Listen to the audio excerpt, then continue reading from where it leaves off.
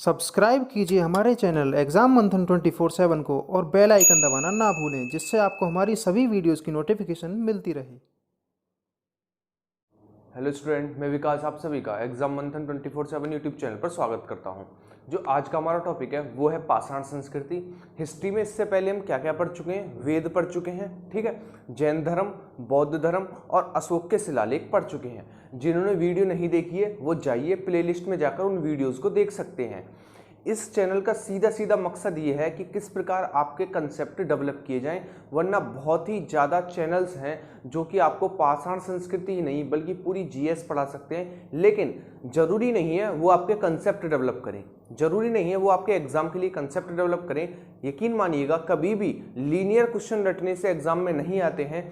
यदि आपने कंसेप्ट अच्छे से पढ़े हैं तो 100% श्योर होकर जाइए कि कंसेप्ट एग्जाम में आएंगे और क्वेश्चन पूछने की बहुत ज़्यादा उम्मीद है, ठीक है। तो इसीलिए आप कंसेप्ट पर ज़्यादा फोकस करें, रटने पर कम करें, ठीक है। तो आज का हम टॉपिक शुरू करते हैं जिसका नाम है पाषाण संस्कृति। उससे पहले मैं आपको बता दूं, आप जरूर लाइव आया करें 10 बजे, जिसमें हम लगभग 25 से 30 क्वेश्चन कवर करते हैं डेली। यदि आप पूरा वीडियो देखोगे तो आपके कम से कम बता रहा हूँ 150 क्वेश्चन कवर होंगे। तो आपका काम है रात को 10 बजे लाइव आना और दिन में हमारी ये 2 क्लासें करना। जीएस कंप्लीट हो जाएगी आपकी, एनटीपीसी, ग्रुप डी, जितने भी एग्जाम हैं, ठीक है, पीसीएस प्री लेवल तक आपकी जीएस कवर हो जाएगी, ये गारंटी है, ठीक है। तो आपका काम है बिल्कुल अच्छे से वीडियो को एंड तक देखना, बिल्कुल बीच में छोड़ के मत जाना। जिससे क्या होगा, यदि आप छोड़कर चले गए फिर भूल जाओगे, फिर वीडियो ऐसे ही रह जाएगी। इसीलिए आपने टाइम दिया ही है, क्लिक करा ही है वीडियो पे, तो आप कंप्लीट देख लो उसे एक बार, ठीक है। तो आज की हम वीडियो शुरू करते हैं जिसके अंतर्गत हम क्या पढ़ने वाले हैं, पाषाण संस्कृति। पाषाण संस्कृति से पहले समझना होगा पाषाण संस्कृति आखिरकार इसे क्यों कहा गया। पाषाण संस्कृति इसलिए कहा गया क्योंकि पाषाण का मतलब होता है पत्थर, क्योंकि इनका जीवन पूरा पत्थर के आसपास बीता, पत्थर से ये डेवलप हुए, ठीक है, पत्थरों से इन्होंने शिकार किया, पत्थरों से अपना इन्होंने जीवन यापन किया, इसीलिए कहा गया पाषाण संस्कृति। सबसे पहला जो पॉइंट बनता है वो है काल, मतलब कब से कब तक हमारी कौन सा काल रहा। जैसे कि हमें पाषाण संस्कृति के 3 काल देखने को मिलते हैं, कौन कौन से, पुरा पाषाण काल, मध्य पाषाण काल और नव पाषाण काल। पुरा पाषाण काल वो समय था जब मनुष्य बिल्कुल भी डेवलप नहीं था, बल्कि एक मानव था।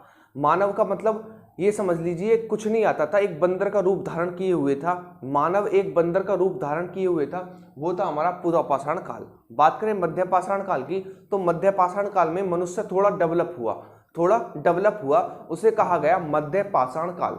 यदि बात करें नव पाषाण काल की, तो नव पाषाण काल में मनुष्य जैसे आज हम दिख रहे हैं उस प्रकार से चलना फिरना शुरू किया, ना कि एक बंदर की तरह, ठीक है, उसे कहा गया नव पाषाण काल, ठीक है। तो उसी के आधार पर काल विभाजन किया गया है कि कब नव पाषाण काल था, कब पुरा पाषाण काल था और कब मध्य पाषाण काल था, ठीक है।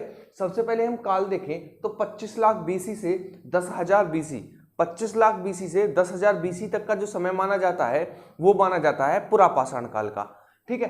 25 लाख बीसी से 10,000 बीसी तक का समय माना जाता है पुरा पाषाण काल का। यदि बात करें मध्य पाषाण काल की, तो 10,000 बीसी से 4,000 बीसी का समय माना जाता है मध्य पाषाण काल का। यदि बात करें नव पाषाण काल की, तो 10,000 बीसी से 1,000 बीसी का समय माना जाता है किसका, नव पाषाण काल का।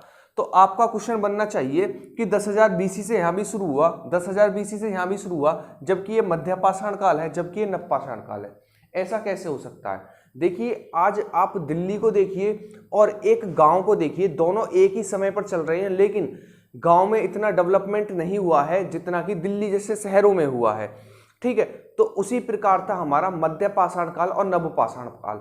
यानी यह जो समय था 10,000 बीसी से 4,000 बीसी या फिर 10,000 बीसी से 1,000 बीसी तक का जो समय था, ये कुछ स्थान ऐसे मिले जो कि बहुत ज़्यादा डेवलप थे, कुछ स्थान ऐसे मिले हैं कि बहुत ज़्यादा अनडेवलप थे। जो अनडेवलप थे उन्हें कहा गया मध्य पाषाण काल, और जो बहुत ज़्यादा डेवलप स्थान मिले उन्हें कहा गया नव पाषाण काल, ठीक है। समय दोनों का लगभग एक ही था, लेकिन कुछ स्थान ऐसे थे जो कि बहुत ज़्यादा डेवलप थे। जो बहुत ज़्यादा डेवलप थे उन्हें कहा गया नव पाषाण काल, ठीक है, और जो थोड़े कम डेवलप थे उन्हें रखा गया मध्य पाषाण काल के अंतर्गत। तो आपको मध्य पाषाण काल का समय याद रखना है 10,000 बीसी से 4,000 बीसी, और आपको नव पाषाण काल का समय याद रखना है 10,000 बीसी से 1,000 बीसी तक, ठीक है। अब बात करते हैं महत्वपूर्ण स्थल। यानी कौन सा स्थल हमारा पूरा पाषाण काल से संबंधित है, कौन सा स्थल हमारा मध्य पाषाण काल से संबंधित है और कौन सा स्थल हमारा नव पाषाण काल से संबंधित है। सबसे पहले बात करते हैं अतिरम पक्कम, ठीक है ना। अतिरम पक्कम जो है हमारा तमिलनाडु में पड़ता है। तो पूछा जाएगा अतिरम पक्कम जो स्थान है जो कि हमारा किससे संबंधित है, तो पुरापाषाण काल से संबंधित है, वो कहां पर पड़ता है, तो वो पड़ता हमारा तमिलनाडु में। कहां पर, तमिलनाडु में। नेक्स्ट हम बात करें हथनौरा। हथनौरा पड़ता हमारा एमपी में। कहां पर, एमपी में पड़ता है। यहां से हमें मानव की खोपड़ी के प्राचीनतम साक्ष्य देखने को मिलते हैं। यहां से हमें मानव की खोपड़ी के प्राचीनतम साक्ष्य देखने को मिलते हैं। नेक्स्ट हम बात करते हैं भीमबेटका। भीमबेटका एमपी में पड़ता है, यानी नर्मदा नदी घाटी क्षेत्र जो है वो भीमबेटका के अंतर्गत आता है। यहां से हमें चित्रकारी के प्राचीनतम साक्ष्य मिले। किसके, चित्रकारी के। चित्रकारी ऐसी नहीं होती कि कुछ अच्छा चित्र बना दिया, बल्कि ये लोग रास्ते में जाते थे, रास्ता ना भटके उसके लिए ये अपने चित्र छोड़कर जाते थे, यानी अपने निशान छोड़कर जाते थे ताकि ये वापस लौटकर आ सकें। तो वही था हमारा चित्रकारी। तो चित्रकारी का प्राचीनतम साक्ष्य हमें कहां से देखने को मिलता है, तो भीमबेटका एमपी से हमें प्राचीनतम साक्ष्य देखने को मिलता है चित्रकारी का। नेक्स्ट हम बात करें मिर्जापुर। मिर्जापुर से हमें तीनों कालों के औजार देखने को मिलते हैं। तीनों कालों के औजार देखने को मिलते हैं। एक तरीके से ये समझिए जो मिर्जापुर था वो क्या था, वहां पर औजार बहुत ज्यादा मिलते थे, औजारों का गोदाम था। तीनों कालों के औजार हमें कहां देखने को मिलते हैं, तो मिर्जापुर में देखने को मिलते हैं। पुरापाषाण काल, मध्य पाषाण काल, नव पाषाण काल को छोड़िए, आज के समय पर भी मिर्जापुर में बहुत ज्यादा हथियार देखने को मिलते हैं। तो वही रूप है इसका मिर्जापुर का, जो कि पाषाण संस्कृति में था। ठीक है, नेक्स्ट हम देखते हैं मध्य पाषाण काल का। मध्य पाषाण काल में एक आपको स्थान याद रखना, चौपानी मांडो। चौपानी मांडो हमें देखने को मिलता है यूपी में, और यहां से मृत भांड यानी मिट्टी के बर्तन के प्राचीनतम साक्ष्य कहां से मिले हैं, तो आपका आंसर होगा चौपानी मांडो। चौपानी मांडो से हमें किसके साक्ष्य मिले हैं प्राचीनतम, तो आपका आंसर होगा वो है हमारे किसके, मृत भांड के प्राचीनतम साक्ष्य। ठीक है, बात करें दो स्थान पड़ते हैं कौन कौन से, बागौर और आदमगढ़। बागौर पड़ता हमारा राजस्थान में और आदमगढ़ पड़ता हमारा एमपी में। यहां पर सबसे पहले पशुपालन के साक्ष्य मिले हैं, यानी प्राचीनतम पशुपालन के साक्ष्य में कहां से देखने को मिलते हैं, तो आपका आंसर होगा बागौर और अहमदनगर। ठीक है ना, बागौर और आदमगढ़। ठीक है ना, बागौर और आदमगढ़। बागौर पड़ता है राजस्थान में, आदमगढ़ पड़ता है हमारा एमपी में। इन दोनों स्थानों से हमें पशुपालन के प्राचीनतम साक्ष्य देखने को मिलते हैं। बात करें नवपाषाण काल की, तो एक स्थान है बुर्जहोम। बुर्जहोम हमारा कश्मीर में पड़ता है। यहाँ पर गर्तवास यानी गड्ढे में रहना। आज के टाइम पर आप कहते हैं किसमें, आज के टाइम पर आप कहते हैं अंडरग्राउंड। ठीक है ना, अंडरग्राउंड रहना। ठीक है, अंडरग्राउंड रहने वाली जगह थी गर्तवास, कहां पर, बुर्जहोम से मिली है। ठीक है, कुत्ते के साथ मानव दफनाने के साक्ष्य, कुत्ते के साथ मानव दफनाने के साक्ष्य हमें कहां से देखने को मिलते हैं, तो ये हमें देखने को मिलते हैं बुर्जहोम यानी कश्मीर से। यदि हम बात करें गफ्फर कराल भी स्थान हमारा कश्मीर में पड़ता है। चिरांड नवपाषाण कालीन स्थान है, ये भी हमारा बिहार में पड़ता है। बात करें मेहरगढ़ की, तो मेहरगढ़ से हमें प्राचीनतम साक्ष्य मिले हैं कृषि के। किसके, कृषि के प्राचीनतम साक्ष्य हमें कहां से देखने को मिलते हैं, तो मेहरगढ़ से मिलते हैं। ठीक है, नेक्स्ट हम बात करते हैं खोज। देखिए किस प्रकार खोज हुई है, किस प्रकार हमारे ये लोग जो थे ये पुरापाषाण काल से मध्य पाषाण काल में गए, मध्य पाषाण काल से नव पाषाण काल में गए। देखिए इस समय औजारों की खोज तो हुई थी, लेकिन इनके औजार मोटे होते थे। इनके औजार मोटे होते थे, आगे से इतने मोटे औजार होते थे, ये शिकार करते थे तो अंदर गड़ते नहीं थे। तो इन्होंने सोचा क्यों ना इन औजारों को आगे से पतला किया जाए, क्यों ना इन औजारों को आगे से पतला किया जाए। जब ये औजारों को घिसकर पतला कर रहे थे, औजारों को घिसकर पतला कर रहे थे, तभी चिंगारी निकली। आपको पता है आज तो आप अपने घरों में बेड वगैरह पर बैठे होते हैं, उस समय जो आदिवासी थे कहां पर बैठते थे, घासों पर बैठते थे। जब वो अपने औजारों को पतला कर रहे थे घिसकर, तभी चिंगारी निकली, और चिंगारी निकलकर किसमें लगी, उस घास में आग लगी। उस घास में आग लगी तो इन्हें किसका ज्ञान हुआ, आग का ज्ञान हुआ। लेकिन ये डर गए, ये क्या चीज है, ये डर गए, ये क्या चीज है। ठीक है, सबसे बड़ी चीज क्या होती थी पाषाण संस्कृति में, पाषाण नहीं जबकि हम वैदिक काल तक भी देख सकते हैं कि जिस चीज का आक्रमण हुआ उसी की पूजा करनी शुरू कर दी। कहने का मतलब जैसे कि चौमासों में बारिश होती 4 महीने, जब 4 महीने लगातार बारिश होती थी तो ये लोग घबरा जाते थे, ये क्या हो रहा है, पानी ऊपर से आखिरकार क्यों बरस रहा है जबकि पानी तो नीचे है। तो इन्होंने क्या किया, इन्होंने पानी की पूजा करनी शुरू कर दी, तो पानी के देवता बने। अब क्या हुआ, कुछ दिन बाद आंधी आनी शुरू हुई, कुछ दिन बाद आंधी तूफान आना शुरू हुआ। जब आंधी तूफान आना शुरू हुआ तो इनके पास घर नहीं होते थे, ये ऐसे ही रहते थे। जब घर नहीं होते थे तो इन्होंने आंधी और तूफान के देवता की पूजा करनी शुरू हुई। यहीं से आंधी और तूफान के देवता का विकास हुआ। ठीक है, ऐसे जैसे जैसे इन्हें डर लगने लगा वैसे वैसे ये पूजा करने लगे। ठीक है ना, वैसे वैसे पूजा करने लगे। ऐसे ही जब ये अपने औजारों को घिसकर पतला कर रहे थे तभी चिंगारी निकलकर किस में लगी, तभी चिंगारी निकलकर घास में लगी और अग्नि के देवता उत्पन्न हुए। यानी इन्होंने डर लगने लगा ये क्या चीज है जिससे हमें जलन उत्पन्न हो रही है, तो इन्होंने उसकी भी पूजा करनी शुरू कर दी। जब उसकी पूजा करनी शुरू कर दी वहीं से बने अग्नि के देवता, अग्नि के देवता का विकास हुआ। ठीक है, तो हमारे यहाँ पर औजारों का तो विकास हो चुका था, क्योंकि औजारों का विकास पूरा पाषाण काल में ही हो चुका था, क्योंकि ये शिकार करते थे, अपना जीवन यापन करते थे। तो शिकार करने के लिए उस समय पर बंदूकें या फिर तीर तो नहीं थे, ये क्या करते थे, ये अपने पत्थरों का प्रयोग करते थे, इसीलिए इसे पाषाण संस्कृति कहा गया। ठीक है, दूसरी चीज, आग की इन्हें पहचान हो चुकी थी, लेकिन इन्होंने उल्टा पूजा करना शुरू कर दिया, उसका यूज करना शुरू नहीं किया। जब यूज करना शुरू किया तो ये हमारे कहां पर पहुंचे, ये हमारे पहुंचे मध्य पाषाण काल में। ठीक है ना, प्रयोग करना शुरू किया, तुरंत पहुंच गए मध्य पाषाण काल में। क्यों पहुंच गए, क्योंकि जब इन्होंने आग जलाया, आग जलाने से एक ज्ञान तो हुआ, जब ये मांस कच्चा खाते थे मांस भी पकने लगा। ठीक है, मांस भी पकने लगा। दूसरी चीज क्या हुआ कि इन्हें धातु का ज्ञान तो था। ठीक है, धातु तो इन्हें पता थी, लेकिन उसे पिघलाए कौन, जैसे ही धातु निकली, धातु ऐसा तो नहीं है कि किसी आकृति में निकलेगी, जबकि धातु बिल्कुल ठोस अवस्था में निकलती थी, उसे पिघलाए कौन, जबकि इन्हें आग का ज्ञान नहीं था। मध्य पाषाण काल में इन्हें आग का ज्ञान हुआ, तो इन्होंने जब अपना जो मांस था वो भुना, तो वो भी भुना उन्हें अच्छा लगा, तो इन्होंने सोचा क्यों ना इस लोहे को भी, इस तांबे को भी क्यों ना इस भुना जाए। जब इन्होंने भुना तो वो हमारा लिक्विड बन गया। जब लिक्विड बन गया तो इन्होंने छोड़ दिया, जब छोड़ दिया तो उसने एक आकृति ले ली। तो उन्हें इस चीज का ज्ञान हुआ, यदि हम इस चीज को पिघलाएं तो पिघलाकर इसे आकृति दे दें तो ये हमारा हथियार बन सकता है, तो इन्होंने क्या किया, इन्होंने धातुओं को पिघलाना शुरू किया, धातुओं को पिघलाकर उन्हें आकृति देना शुरू किया। जब उन्हें आकृति देना शुरू किया तो यहीं से हमारे पत्थर की बजाय धातु के औजारों का विकास हुआ। यदि बात करें सबसे पहली धातु जिसका प्रयोग मानव ने किया वो थी तांबा। कौन सी थी? तांबा। यदि हम बात करें सबसे पहला हथियार जो इन्होंने धातु का बनाकर यूज किया वो थी हमारी कुल्हाड़ी। कौन सी? कुल्हाड़ी। यदि बात करें कि पहला जानवर इन्होंने कौन सा पाला तो वो था कुत्ता।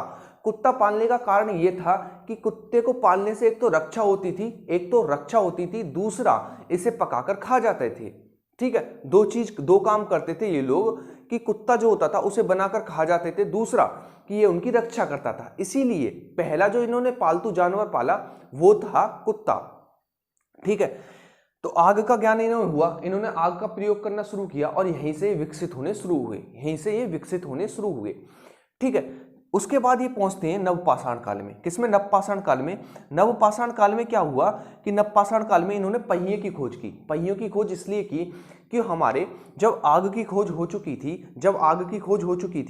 तो ये आग जलाने के लिए घास लेकर आते थे।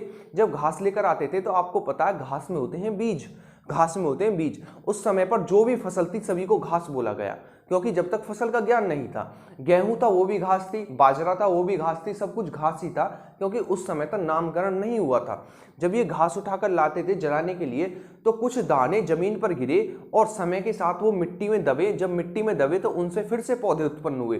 तो इन्हें एक चीज का ज्ञान तो हुआ कि यदि हम इन दानों को जमीन के नीचे दफना दें तो सीधी सी बात है इनसे फसल उत्पन्न होगी। तो इन्होंने यहीं से फसल का भी ज्ञान हुआ, आग से फसल का भी ज्ञान हुआ। कैसे? जब ये अपनी आग जलाने के लिए घास लेकर आते थे तो घास से दाने गिरे, दाने जमीन में गड़े, जब जमीन में गड़े तो वो उपजे। तो इन्होंने सीधा ज्ञान हुआ कि यदि इन दानों को मिट्टी के अंदर कुछ समय के लिए दफना दिया जाए तो हमें इससे फसल प्राप्त होगी, खाने के लिए अनाज प्राप्त होगा। तो यहां से कृषि की शुरुआत होती है। कहां से? मध्य पाषाण काल से। जब कृषि की शुरुआत हुई तो सीधी सी बात है एक फसल तैयार होने में 5 से 6 महीने का समय लगता है और जब वो फसल बोएंगे, मेहनत करेंगे, तो 6 महीने एक स्थान पर रहना पड़ेगा। 6 महीने एक स्थान पर रहना पड़ेगा। जब 6 महीने एक स्थान पर रहेंगे तो सीधी सी बात है, एक समाज का, एक कॉलोनी का निर्माण होगा। एक समाज, एक कॉलोनी का निर्माण होगा। तो यहीं से नवपाषाण काल से किसका निर्माण हुआ? एक समाज का निर्माण हुआ। एक समाज का निर्माण हुआ क्योंकि इन्हें खेती का ज्ञान हुआ। जब इन्हें खेती का ज्ञान हुआ तो इन्हें 5-6 महीने एक स्थान पर रहना पड़ा। जब 5-6 महीने एक स्थान पर रहना पड़ा तो वहां से कॉलोनी बनी, कॉलोनी से समाज बना, समाज से परिवार बनने लगे। तो इससे क्या हुआ? एक सामाजिक स्वरूप आया, एक स्थायी जीवन सामने आता है नवपाषाण काल से।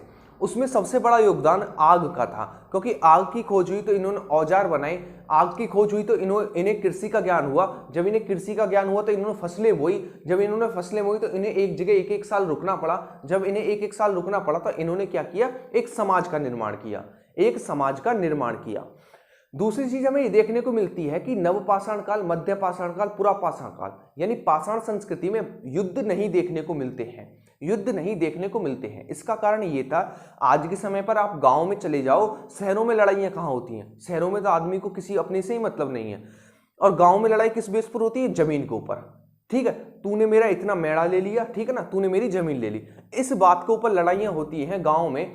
जब इस समय तक, जब पाषाण संस्कृति में इन्हें खेती का ज्ञान नहीं था, खेती का ज्ञान बहुत ना के बराबर था, यहां पर आकर हुआ है थोड़ा बहुत।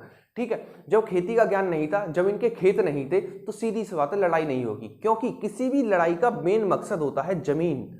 किसी भी लड़ाई का मेन मकसद होता है जमीन। ठीक है, कितनी भी लड़ाइयां ले लो आप, एक छोटी लड़ाइयां ले लो, सभी का मकसद जमीन होगा। क्यों होगा जमीन? कि वो अपनी सल्तनत बढ़ाना चाहता था, इसलिए उसने लड़ाई की। अहमद शाह अब्दाली क्यों आया? क्योंकि वो चाहता था अफगानिस्तान से पूरा भारत को कवर कर ले। ठीक है, मुगल संस्कृति की स्थापना क्यों हुई? क्योंकि मुगल चाहते थे कि हमारा भारत पर पूरा अधिकार हो। तो ये जमीन ही थी, तो जमीन ही तो लेना चाहते थे हर कोई। जब पाषाण संस्कृति में जमीन का ज्ञान नहीं था, इसीलिए युद्ध भी देखने को नहीं मिलते हैं, क्योंकि जमीन का इन्हें करना क्या था? पूरा भारत इनके लिए था, पूरा विश्व इनके लिए था, इन्हें क्या करना था? जमीन का। ठीक है, तो इसीलिए हमारा जो पाषाण संस्कृति है उसमें युद्ध देखने को नहीं मिलते हैं। ठीक है, नेक्स्ट हम बात करते हैं तथ्य। मानव द्वारा प्रयोग की गई पहली धातु तांबा, मानव द्वारा प्रयोग किया गया पहला हथियार कुल्हाड़ी, और मानव द्वारा पाला गया पहला जानवर कुत्ता। ठीक है, तो ये चीजें आपको याद रखनी है, इससे संबंधित किस प्रकार मानव डेवलप हुआ, ठीक है, किस प्रकार विकास हुआ, ये चीजें आपको याद रखनी है। ठीक है, तो ये थी आज की हमारी क्लास। जल्दी से हम एक बार रिवीजन करते हैं कि हमने आज क्या पढ़ा, ताकि आपको यहीं पर याद हो जाए, ज़्यादा भागने की जरूरत ना पड़े। नोट्स में डाल दूंगा टेलीग्राम चैनल पर। ठीक है, अगर 1-2 दिन लेट हो जाए ना तो ये मत बोला करो कि नोट्स नहीं डाले। ठीक है, बनाने पड़ते हैं फिर डालने पड़ते हैं। ठीक है, तो एक बार हम समझ लेते हैं। देखिए, काल जो माना जाता है पुरा पाषाण काल का 25 लाख BC से 10,000 BC। यदि मध्य पाषाण काल की बात करें तो इसका काल माना जाता है हमारा कितना? 10,000 BC से 4,000 BC। यदि बात करें नवपाषाण काल की तो इसका समय माना जाता है 4,000 BC से 1,000 BC तक। बात करें लक्षण हम भूल गए थे। देखिए, लक्षण जो थे इनके वो थे आखेटक। आखेटक यानी इस समय तक केवल शिकारी थे। ठीक है ना, आखेटक का मतलब होता है शिकारी। पुरा पाषाण काल में ये लोग केवल आखेटक थे और खाद्य संग्राहक थे। खाद्य संग्राहक यानी कैसे होते हैं खाद्य संग्राहक? जैसे कि मांस था, मांस ही शिकार करके लेकर आए और इन्हें पता है कि आने वाले 1-2 दिन तक हमें शिकार नहीं मिला तो हम भूखे मरेंगे, इसीलिए उस शिकार को ये अपने पास रखते थे ताकि इसे कल परसों खा सके। तो इसीलिए आखेटक यानी शिकारी और खाद्य संग्राहक यानी मांस संग्राहक थे। ठीक है, बात करें मध्य पाषाण काल में तो मध्य पाषाण काल में आखेटक, खाद्य संग्राहक व पशुपालन भी शुरू कर दिया, जिसमें सबसे पहला पशु कुत्ता पाला। ठीक है ना, पशु पहला कुत्ता पाला। तो इन्होंने क्या शुरू किया? आखेटक, खाद्य संग्राहक और पशुपालन शुरू देखने को मिलता है किसमें? मध्य पाषाण काल में। यदि बात करें नवपाषाण काल में, क्योंकि मध्य पाषाण काल में इन्होंने आग का प्रयोग शुरू कर दिया, इसीलिए कृषि का प्रारंभ होता है किसमें? नवपाषाण काल में कृषि का प्रारंभ होता है। तो हमें नवपाषाण काल में कृषि का प्रारंभ देखने को मिलता है और स्थायी और सामाजिक जीवन देखने को मिलता है। यदि बात करें महत्वपूर्ण स्थल तो अतिरमपक्कम पड़ता तमिलनाडु में, हथनोरा पड़ता MP में, जहां से प्राचीनतम साक्ष्य मिले हैं मानव की खोपड़ी के। यदि हम बात करें भीमबेटका जो कि MP में पड़ता है, नर्मदा नदी घाटी क्षेत्र में, यहाँ से हमें चित्रकारी के प्राचीनतम साक्ष्य मिले हैं। बात करें मिर्जापुर में तो मिर्जापुर में तीनों समय के हथियार मिले हैं, यानी मध्य पाषाण काल, पुरा पाषाण काल और नवपाषाण काल के हथियार हमें देखने को मिलते हैं मिर्जापुर से। नेक्स्ट हम बात करें चौपानी मांडू। चौपानी मांडू जो कि यूपी में पड़ता है, यहाँ से हमें क्या देखने को मिलता है, मृत भांड यानी मिट्टी के बने बर्तन के प्राचीनतम साक्ष्य देखने को मिलते हैं।